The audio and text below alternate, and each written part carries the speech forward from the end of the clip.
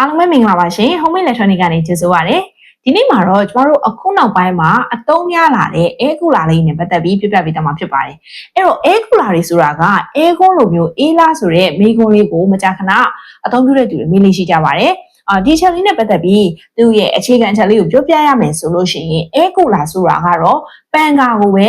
လေမပူအောင်လို့နောက်မှာပြားအောင်စကားထဲမှာရေဖြတ်စီးပြီးတော့ဒီလေအေးရအောင်ပြုလုပ်ပေးတဲ့ပုံစံမျိုးဖြစ်ပါတယ်။ဒါကြောင့်မို့လို့သူကအခန်းရဲ့ temperature ကို short ပေးတဲ့အထိတော့မလုပ်နိုင်ဘူး။သူ့ရဲ့အရှိမျက်နှာပြင်ဒီလေရောက်တဲ့ area ကိုတော့သူအေးအောင်လုပ်ပေးနိုင်မှာဖြစ်ပါတယ်။ air con ကကြတော့အဲ့လိုမဟုတ်ဘူးသူကဒီအခန်းထဲမှာရှိတဲ့အပူတွေကိုစုပ်ထုတ်ပြီးတော့အပူဖလှယ်ပေးတာဖြစ်တဲ့အတွက်အခန်းကိုအေးသွားအောင်တစ်ခန်းလုံးဒီအေးမြသွားအောင်ပြုလုပ်ပေးနိုင်တာဖြစ်ပါတယ်။ဒါကြောင့်ဒီနှစ်ခုရဲ့အခြေခံမတူတဲ့အချက်လေးကိုဒါဆိုလို့ရှိရင်နားလည်သားလိမ့်မယ်လို့ထင်ပါတယ်။အဲ့တော့ air cooler အသုံးပြုတဲ့သူတွေအနေနဲ့ကကျမတို့တွေဘယ်ဟာကိုကြည့်ပြီးရွေးရမလဲဆိုလို့ရှိရင်သူ့ရဲ့ဒီဆွင်းခေါ်တဲ့ဘဲညာလီရက်ကလေးကပို့ပြီးတော့ area ကျဘယ်လောက်ထိရောက်နိုင်လဲဆိုတာကိုကြည့်ပြီးတော့ဝယ်လို့ရပါတယ်။ air cooler တွေမှာသူ့ရဲ့ဘေးဘက်တွေနောက်ကျောဘက်တွေဆိုလို့ရှိရင်တော့လေမရရင်ဒါအေးမှာမဟုတ်တော့ဘူး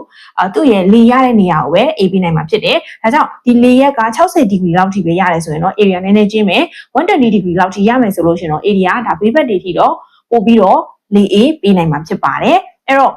air cooler ရဲ့ဒီ wet spray ပုံကိုတည်ပြီးတော့အကွာအဝေးဘယ်လောက်ထိရတယ်ဆိုတာကလည်းထပ်ပြီးတော့ကွာခြားသွားတာဖြစ်ပါတယ်။ကဲဒါဆိုလို့ရှိရင်တော့ air cooler ဝယ်တဲ့အခါမှာအေးနှုန်းဘယ်လိုပေးတယ် air con လောက်ထိရလားမရဘူးလားဆိုတာလေးပို့ပြီးတော့ရှင်းသားလိုက်မယ်လို့ပြောလင်းပါတယ်။ဗီဒီယိုလေးကိုခုလိုမျိုးအဆုံးထိကြည့်ရှုခဲ့တဲ့အတွက်လည်းကျေးဇူးအများကြီးတင်ပါတယ်ရှင်။